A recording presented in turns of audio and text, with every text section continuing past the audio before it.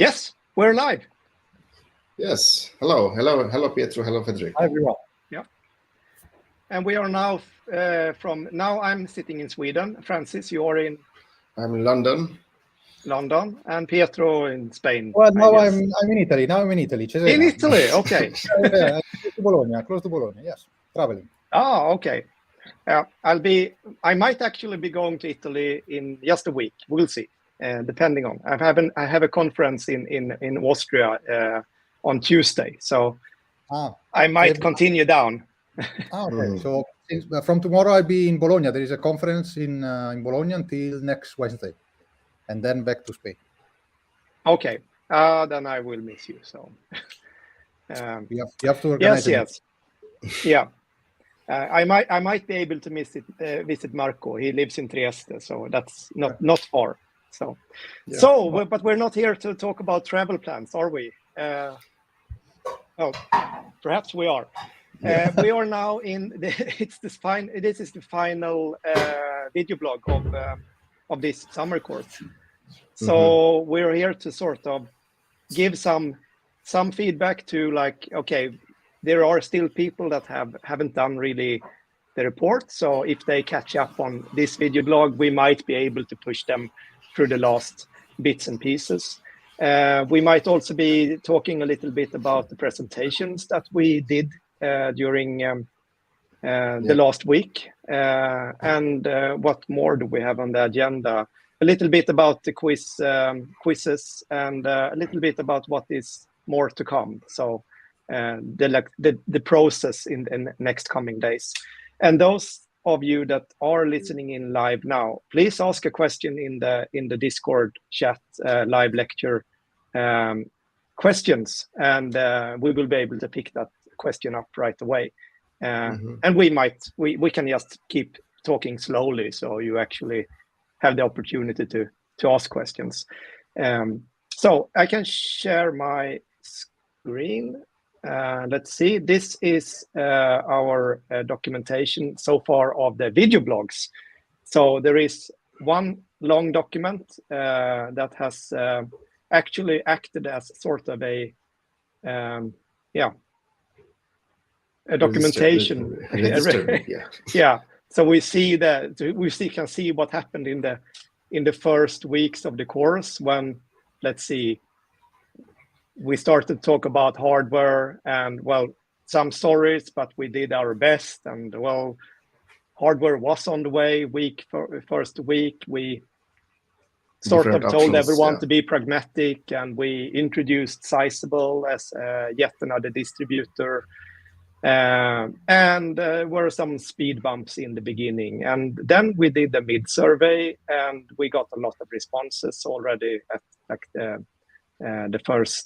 third week, and the second and the third week we had a lot of lectures. So Pietro, you talked about Docker. You did that the third week. Oh, I don't remember now. All blurs together. Yeah. And we had hardware, we had LoRaWAN, and we had loads. I'm just saying that we had so many hours of workshops. It's unbelievable. Actually, the work that the TAs has spent in this course helping out with hardware, it's fantastic, I would say. So I'm really, really amazed by all the work. And then we had a slow TV day, and that was really fun. And that was 700 views on the same day as it aired. I have not checked since then, so maybe not any. Well, who wants to look at that afterwards? I don't know. But anyway, we had a fun day during that day. Don't you agree, Francis? Yes. Yeah. I was just checking out of curiosity how much view we got for the live stream, and it was like close to 875 so far. So it's received, greater attentions. And then we, like in week 4, the week before this one, we made some announcement that now it's time to book your presentation. We had a lot of discussions about A/B projects, and some people were aiming for a higher grade and they were dropping out, and I think some people were like on the other end, like wanting to do a presentation and so we tried this year. We tried this Canvas platform, the conference platform, Big Blue Button on Canvas. This was the first time. I'm not sure if it was perfect. We had some problems with the video streaming, and people didn't see the speaker and only the presentation. And let's think about that and see what we can do better next year. But anyway, it was nice to have the calendar booking and everything in one place in Canvas. Yeah. What's your experience, Francis, about the video conference platform? Yeah, I mean, as a user or as a teacher, it was also for me for the first time. And then after some training and checking the documentation and so on, I found it really straightforward, I would say, than Zoom or StreamYard or my Moodle and so on. So we should be basically leverage the Canvas maybe even more in the next year. Yeah, perhaps we will do that. We'll have to see how we do it. Okay, but now we're like checking what we have talked about before. But just as this last video blog, it's nice to actually just go and look a little bit back. But we've had like these statistics every week on the number of quizzes. And as you all have experienced now, the quizzes, some questions, well, you need to actually think about the answers. I think we had a couple of questions where you actually had to at least dive into the number of bits and how many combinations can you have on like 10 bits, or I actually don't remember the question now. But many of the questions are sort of questions just to keep you active. The quizzes, as you might have understood, it's really not like made to be very hard. They are made to be a way of you to be active in the course. They shouldn't be hard. You can redo them as many times you like until you get your points. So it's a good way for us to keep the students active and sort of with quite low efforts. The main part is the project report, and that has so far worked good. And now we're at the last week. We had 146 allocated projects. So speaking of statistics, if I do remember from my head, I could have checked these numbers up before, but I didn't. But I think, Francis, we've had the last 2 years, we've had a number close to this, but a little bit more. I think 170, 100. Yeah, 180 probably. Yeah. So we see that even though we have the same number of students this year, we have sort of 40 reports less in time of the first deadline. And I'm quite sure that this has to do with all the problems with hardware and such that happened in the beginning of the course. So I do hope that we will see about 40 new projects for the next round of submissions. And we'll obviously talk about when that date is going to be. And I will announce, we will announce that not today because I actually need to plan a good date. I haven't done that yet. And 8 people are missing from the peer reviews. So if you are looking now and you see that, well, I haven't done my peer review, well, we will look away if you do it today. Because we actually, I think this is still a good number that only 8 people out of 146 hasn't done their peer review. That accounts for really good. I think this is the best from all years we've had.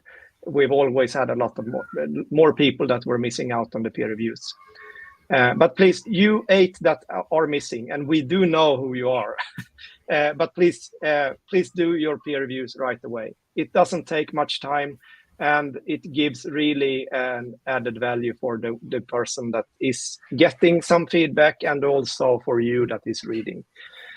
One thing I can say is that those that haven't done their peer review, you won't get the grade. That is, if you have been assigned to do peer review and you haven't done it, you won't get a grade. So it is obligatory.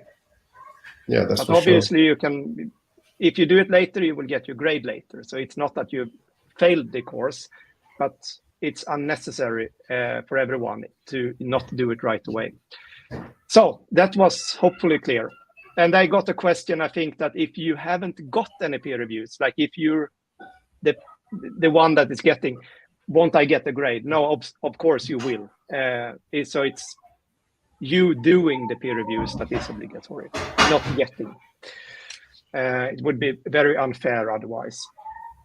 Yeah, and do we want to say something about the presentation for high grades, Francis? Yes, but there was also another question. Did you answer it? What happens if your work is not reviewed in time? No, it doesn't happen anything. If it's on your end that you haven't gotten a review from your peers, it doesn't matter for you. So nothing happens. You will just go through the process as long as you have done your peer reviews. You're fine. Okay. Yeah. Otherwise, as I say, it would be very unfair of you not getting your grade because someone else hasn't reviewed your work. I hope that's clear enough. So for the presentations, we had presentations on Monday, Tuesday, and Wednesday. So we had, I think, around 5 sessions or 4 sessions. So we have the recordings. If you go to the link, probably it will show the link to the page to the conference. Yeah. And I am not sure how long the recordings will be there, but feel free to go through the recordings. It has the presentations, the demos, and the projects. I guess around 23, 22 projects that were presented. Yeah. And some of them are really interesting. Yeah, absolutely. It was really nice to look at the presentations. There were some very good presentations. I would say that all that presented did a good job. So I wouldn't point out anyone that didn't do a good job. But anyway, there were some that were more engaging than others, so to say. So it was nice. And please do.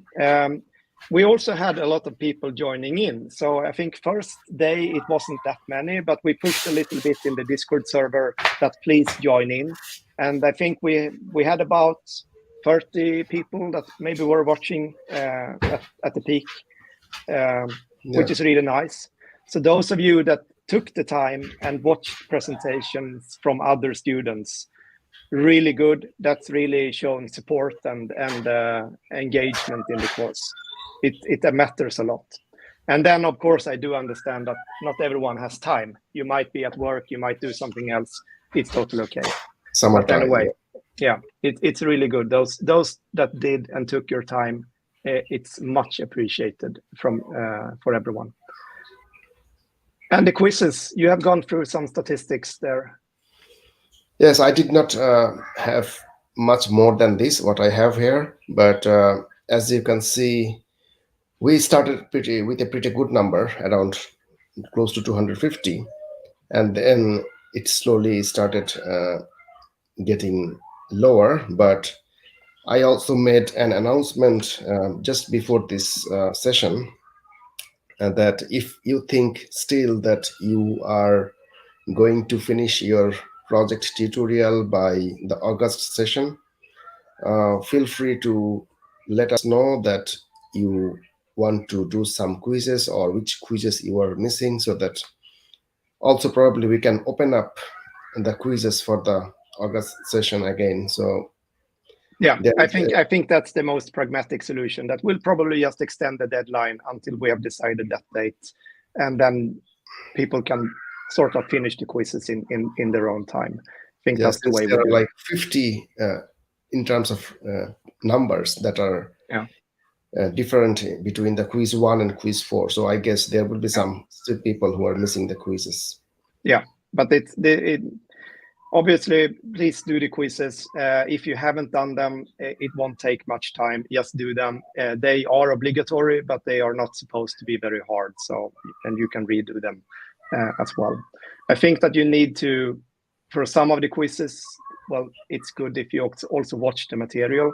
But I think you actually will be able to do much of the quizzes just by opening another window and Googling around. Yeah. So, and then the second attempt to hand in the project report, and why we do this in the way we do it, and that might be worth of explaining, is that, for one thing, why don't we just open up yet another submission like next week or the week after that or so? And that has to do with that, well, I really want to sort of go on vacation, and that applies for a lot of other people. So instead of having this going on for all the summer, it's better to just push the deadline and we do it after the summer. I think that's a good solution. And also, we want to round up as many as possible at the same time. I'm muting you now, Francis, because there is a lot of background noise. So just unmute yourself if you want to talk. But it makes sense also to round up as many as possible at the same submission date because of the peer reviews. So the story why we push everything that is not done at this very moment until August is because that we want to round up as many as possible at the same spot, because it will be a much better examination.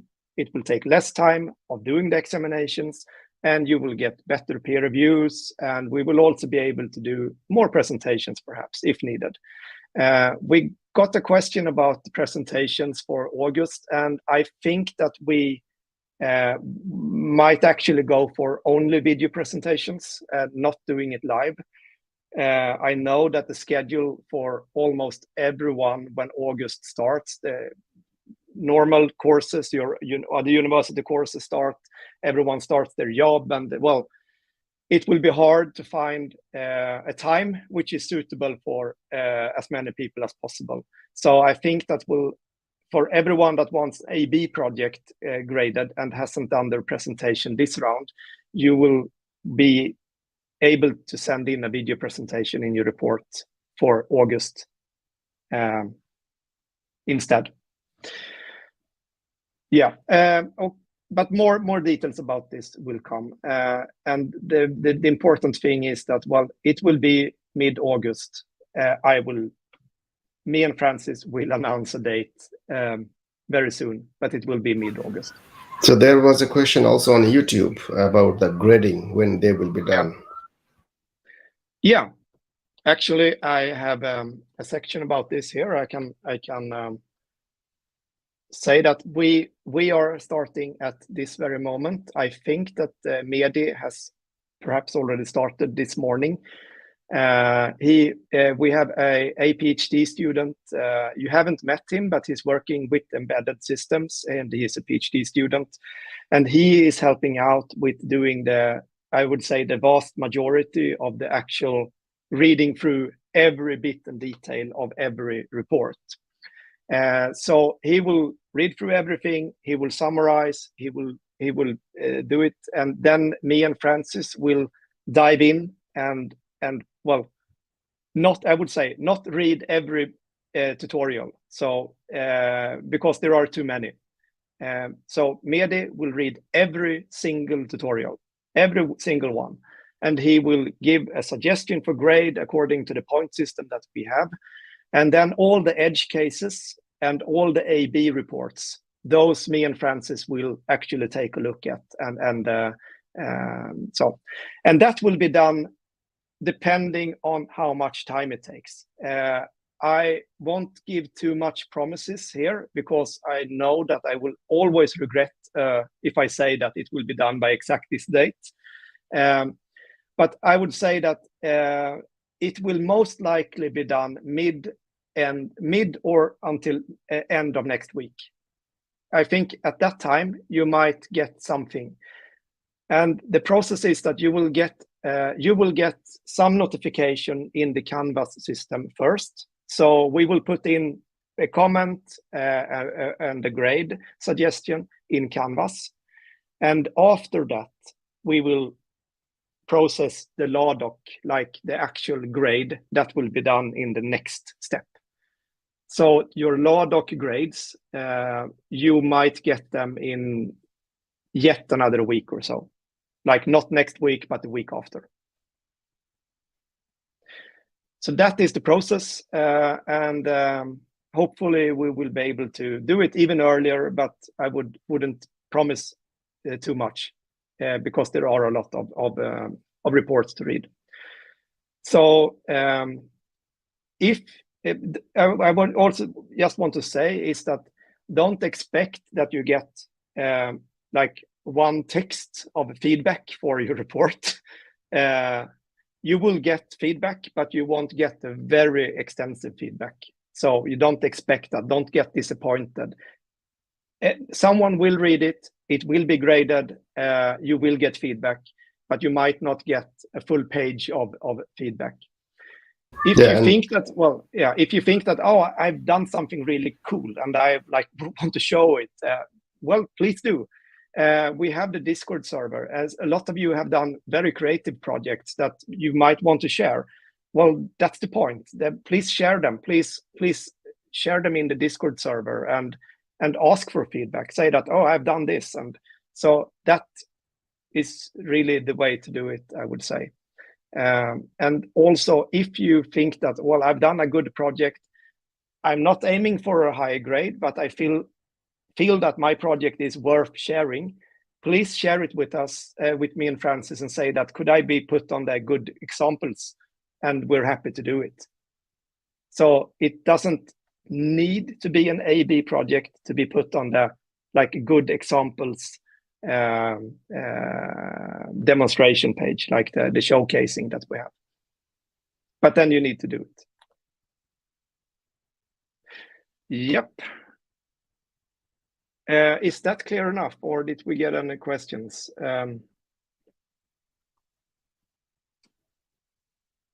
No, I think we are fine for now, but maybe more questions are coming up. So all A/B projects put on the good examples or not? Yeah.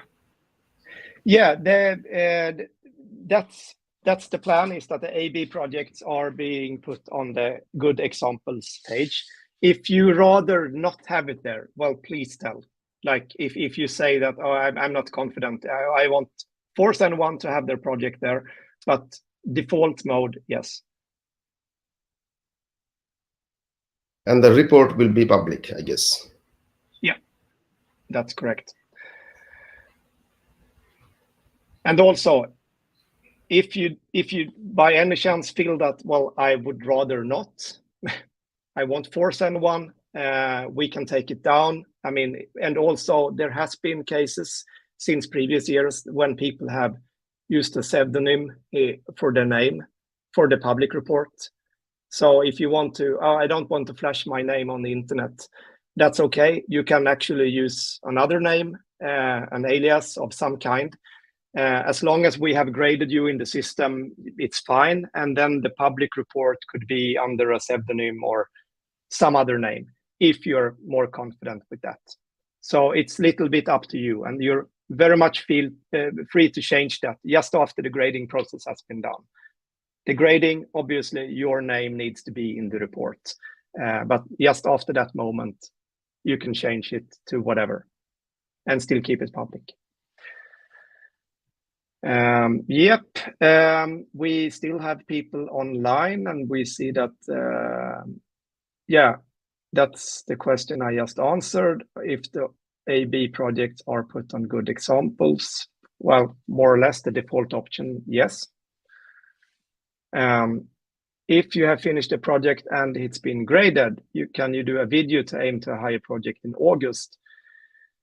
I would say that no, not really. If you feel that, oh, I want a higher grade, please tell before we grade you. It's actually really tedious to change grades afterwards. So then it's better that you actually postpone your project submission until August in that case. Yeah, and also the presentation is prerequisite for higher grade. So yeah, you need to make a video of your project. Yeah. So if you feel that, oh, I've changed my mind, I really want to do a high grade project, I'll give you the option to reach out and sort of, in that case, we'll probably just remove your submission and you'll do a late submission in August for the higher grade in that case. I think that's the way to go. And we still have time to do that, but it needs to be done today, sort of. Otherwise, we won't be able to do it. Yep. Doesn't seem to be very much more, no more questions. So Pietro, maybe we can talk about paella or something. Yeah, well, Strozza Preti. I'm in Emilia-Romagna, region in the center of Italy, and they have very good pasta. But also in Spain, there is paella and many more things. No, anyway, I think I found this course interesting, and the classes I gave, I think people liked it. Especially, I think MQTT was the one that I have the impression surprised a little more the students. So, well, so it's nice. And again, if there is any question or any of the students wants to contact me and wants to work with MQTT or has any, question, just let me know. Yeah. Yeah, and I guess also, this year students used more MQTT than last year, I guess. Yeah, that's my impression as well. So.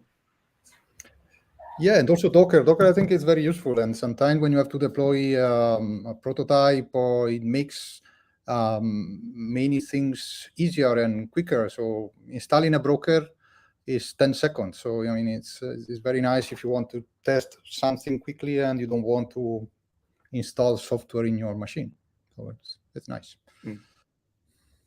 So we might see more of that in the future. And also in regards of regarding feedback. So you will all get an official link to a course survey that is sent out by the university administration, and it will be anonymous. It's automatically sent out. So I think you will get it next week or so. I think it usually is sent out the week after the course has ended. So that you will all get. And I can say right away that please take time and doing that survey. I think most people are so fed up about surveys, so they don't click these links. Well, if you have anything that you wanted to tell us, criticism or like positive things, well, that is a good way of doing that. We will summarize that and it will be used. We have used these surveys very much for the previous years. So a lot have changed because of the feedback that we have got. But that is anonymous and, well, it's for one thing. And if you want to give feedback and not be anonymous and actually be able, then you can do it in the Discord server. There is a channel called Course Feedback. So if you want to say something about the course, please criticize us. Please, if you think that something didn't work, well, please tell. If you think that we could have used some other tool, we could use some other way that suits, well, please tell. If you think that something was especially good or fun or engaging, well, also please tell.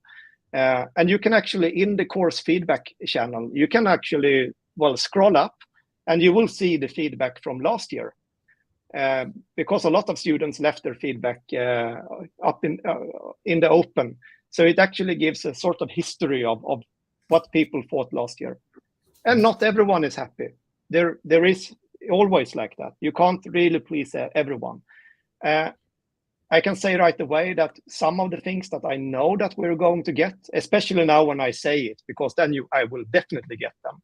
But it's a little bit confusing with Discord. I've heard that so many times, and I do feel myself that it is confusing. I must agree that, I mean, Discord is quite confusing. I think there are too many channels. I think too many channels makes, I mean, you don't know where to go to get the information. Maybe that reducing the channels maybe can be helpful. Yeah.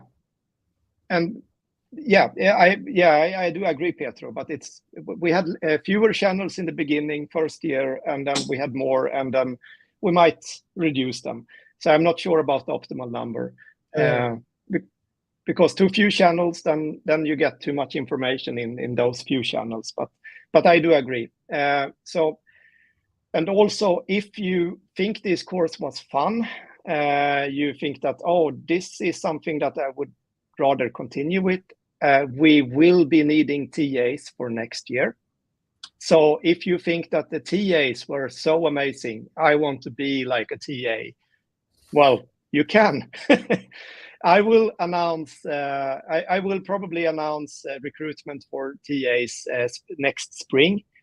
So you don't need to send me an email right away if you want to be a TA, because I will forget it, and you might also change your mind. I don't know, but this course is really made out of the fantastic work the TAs are doing.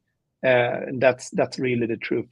So if you want to be a part of this course next year, well, I would be super happy to have you on board. And the TAs get paid, so don't worry. You actually get paid for being a TA, and you can work wherever you are in Europe, which is also cool.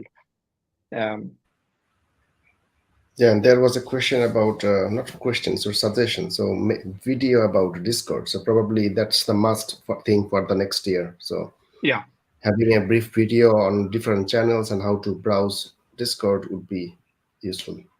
Yeah. We actually, if you do remember, Francis, is that we actually discussed on making that kind of video before we started this course, but I must have, I forgot about it, and it was sort of down prioritized. So I never made that Discord instruction video, but yeah, we should have.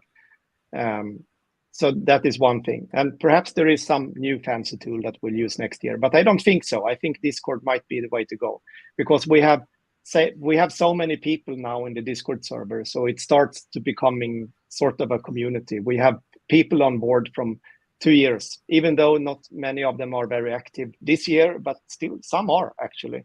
Yeah. And that's also really cool, I would say so. Yeah. Do we have alumni role on Discord, or? Yeah, we do. That's a good thing that you mentioned. That is that we will automatically assign everyone from this cohort to an alumni 2022 status.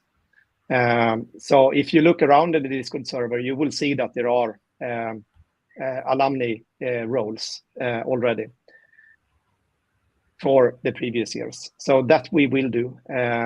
So you can sort of stay. Well, I would be happy if you stay in the Discord server, even though you're not doing the course, and then you can follow on from the side next year and check out what we're doing. If you're not joining in as a TA, that is, then you will be really part of the course. And in terms of hardware, I think this was really, like in my experience, the worst experience ever in terms of hardware for a course. This was a big headache for us. So I know that many of you were very disappointed. You perhaps were frustrated and maybe also angry that it didn't work out. You didn't get the hardware in time. But I can only speak for what we have done, that we have had this course for 2 years, and every year we have started procuring distributors and suppliers 3 years, well in time before the course starts. And both previous years, the majority, I would say everyone that has been part of the discussions have had their hardware in hand a week or 2 before the course starts. So that is how it has been before. So this year it didn't work, and there are probably reasons for this, but yeah, it was out of our control, I would say. We did really try to do our best. But still, it seems that people are very adaptable and finding new solutions. And those that have handed in their projects now, well done, I would say. Really well done. I think it's fantastic to see. I mean, in that sense, I think it's a general problem. It's kind of really hard to buy hardware these days. So in general, so I mean, it's not. It's a general problem. I don't think it's a problem of this course. No, but it becomes a bigger problem when you have hundreds of people buying the same thing. So, yeah. I mean, so it's finding a solution would have been very difficult. So because there is not the material. So. Yeah. So I think that for next year, I think one of the learnings I have done at least is that we should perhaps not be reliant on a single distributor. We should make it even more clear that if you haven't got your hardware maybe 2 weeks before the course starts, then you should get worried. So we don't wait until the first week when we do that checkup. We do everything a little bit earlier, and we bring on more distributors. We perhaps bring in more choices of hardware. There are coming out new devices now, and just 3 days ago, the Raspberry Pi Pico wireless actually was announced, and that's a $6 microcontroller with Wi-Fi, which might actually be the bread and butter in this course in the future. I don't know. We'll see. We'll have to evaluate. But the thing is that it really has gotten the RP2040 platform for the Raspberry Pi Pico has really gotten a lot of traction. You can program it with a lot of different tools: MicroPython, CircuitPython, C++, and Arduino, and Go, and Rust. Actually, even JavaScript, I think, has a implementation for tiny devices nowadays. So it might be that we do something else. Yeah. Okay. Should we end this session? And what do we? Yeah, we missed Marco and Anna, but thank you, Pietro, for joining with us. Sure, a pleasure. I would like to join next year too. Yeah. And we also, I must mention that Pietro, Anna, and Marco, and Pietro, and me, and Francis, we have this Connect Them All seminar series that is going to be starting this fall. I don't think the web page isn't up yet, Var? I think it's not. I checked the Trello just a few days ago. I think there's no web pages, but the first talk should be on the beginning of October. Yeah.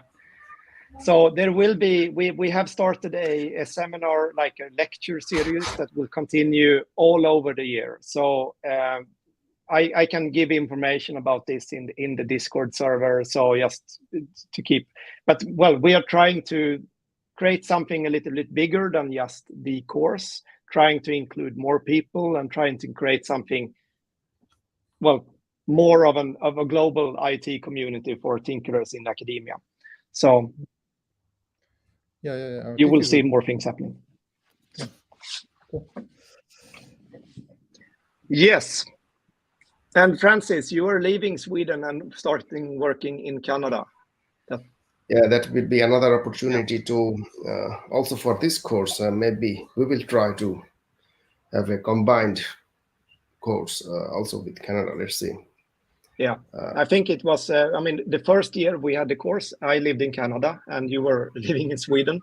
And the time zone, Canada and Sweden, well, Europe, that's quite a big difference. It was 9 hours. But that was really beneficial because you had staff online for the full 24 hours. So I do remember that, like, all the evening lectures, that was no problem for me because it was like daytime for me. And then I continued to work and I could answer questions like in the middle of the night no problem. And then when I go to bed, then Francis woke up, and so actually having this time zone for the staff, it actually can be very beneficial. You get even a more sense of engagement in the course. So let's see how it goes next year. Sorry, Pietro. Are you living in Sweden, or just for a brief period? No, I'm in Sweden, but now I'm in London, visiting London. Okay. Yeah. But you're going back? No. No, I will going back to Canada. Yeah. Oh, okay. Okay, yes. Fine. So enjoy the summer vacations. Yeah. You too. Yeah. Are you going to present, Pietro? Sorry, we're just leaning on to social talk now, and still recording live on YouTube. But are you going to present at that conference? And what's I'm part of the organization, so I will be attending.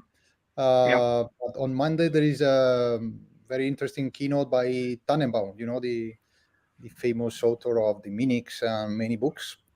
Yeah. Okay. So it's a conference called ICDCS. It's about distributed systems.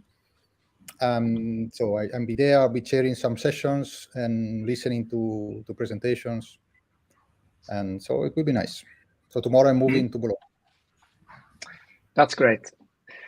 Well, in that case, I wish you everyone a nice summer, Pietro and Francis, and those that didn't join in. And I really want to, if some of the TAs are watching this, if not, I still say it, but thank you very much for your exceptional work.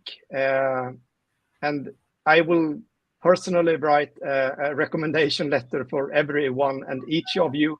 And we might see a couple of the TAs next year. And if you want to be a part of the team, please keep in contact, and that would be super. So have a nice summer. Have a nice summer. Yeah. See you. Okay. See you. See you. Bye.